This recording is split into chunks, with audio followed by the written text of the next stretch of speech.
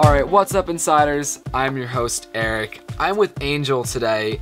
Welcome, guys, to Film Inside. So, on Tech Inside, I've been posting some films and whatnot, and one of the films I posted, or I should say music video, was Ghost and Stuff by Deadmau5. Obviously, I know that is not our song, we did not compose it, but we did a school project together about music videos, and this was our first music video together. I've done one other music video before, but we don't want to talk about that. This is probably more of my most serious music video, and again, I'm here with Angel just to talk about our experiences with that, how it went, what went well, what didn't go as well as we planned, etc, etc. Anyway, guys, though, before we get started, let's hit the intro.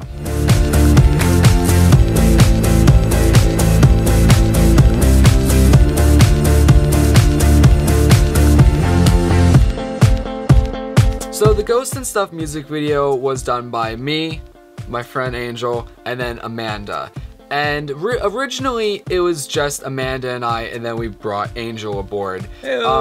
We kind of had a story in mind. We wrote a complete script, more or less. Would you like to talk a little bit about the story behind Ghost and Stuff, at least the original story? Well, the only story I can really think of was one where Amanda finds herself in this abyss of abandonment, and she meets this stranger who's gonna teach her how to open herself up, create happiness, and really just go on this grand adventure that she will never forget, using visuals of any kind that we could think of right on the spot. Eventually, she has to leave, yet the character that teaches her how to open up stays.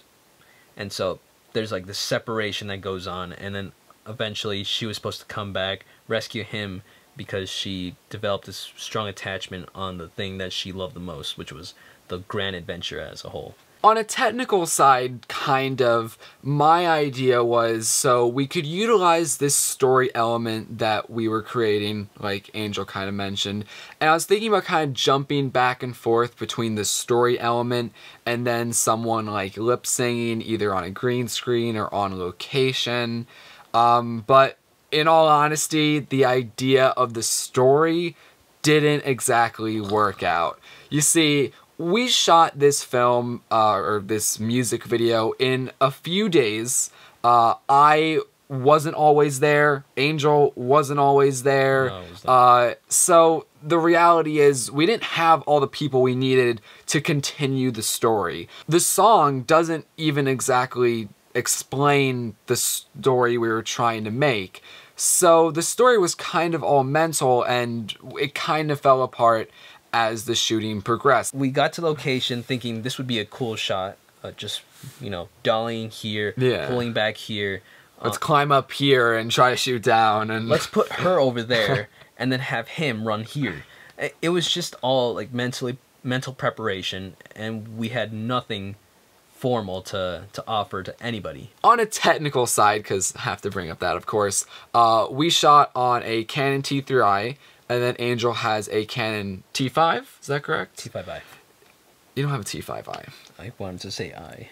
You don't have a T5i. It's a T5, guys.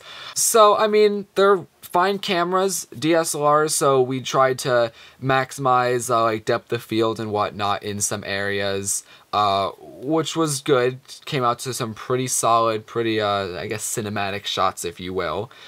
Shooting in low light, though, is always a challenge no matter what. The grain!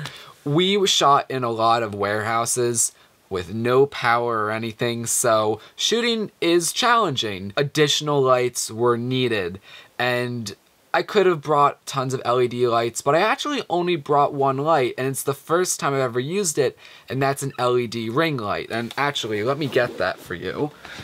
So this is the light that I actually used. It's a newer ring light, battery powered. It's really nice. I got it for like 30 bucks on Amazon.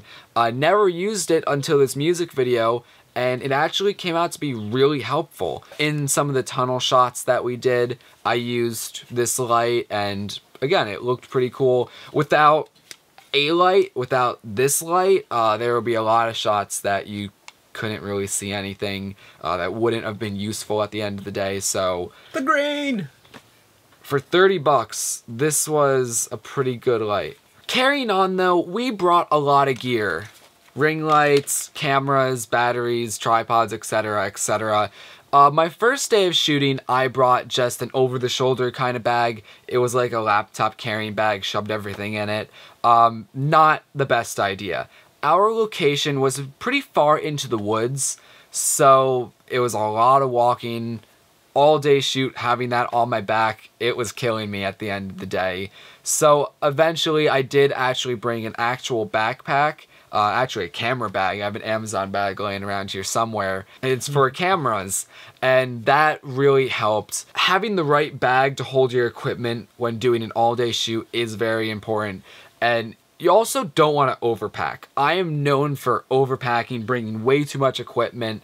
There are times where, like, I brought this microphone, the Rode Video mic. I didn't really need to. I mean, we weren't recording audio, so why I brought it, I don't know. But little things like that. I think a good ground to cover when shooting is handling any sort of situation well. Just handling a good situation or a bad situation with good improv can really fix a story in a way and create something good out of it, I'd say. I mean, for anything you do, whether it's a short film, a music video, you always have to learn to improvise with what you have.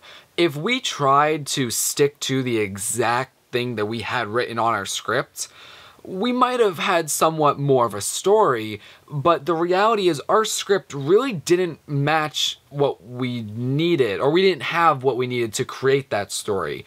We almost had nothing, actually. We wouldn't have the time to do it. We didn't have enough people to carry on the script. So we would have hindered the video possibly and might not have been able to actually do it on time. At the end of the day, I guess I am happy with it. I'm happy with my work. On the shooting side, editing side, Angel and I were the editors, and I give a lot of credit to Angel. He did a lot of editing to really get things going. He had some really good ideas for editing and ideas for effects and whatnot. And I think the editing too, like, really helped the piece. There are times where you might have great footage, but if it's not edited right, I mean, it's not going to be that good. Regardless though, guys, those are more or less my thoughts and stuff on Ghost and stuff, how it came out. What do you guys think of the music video? If you have not seen it, the link will be in the description.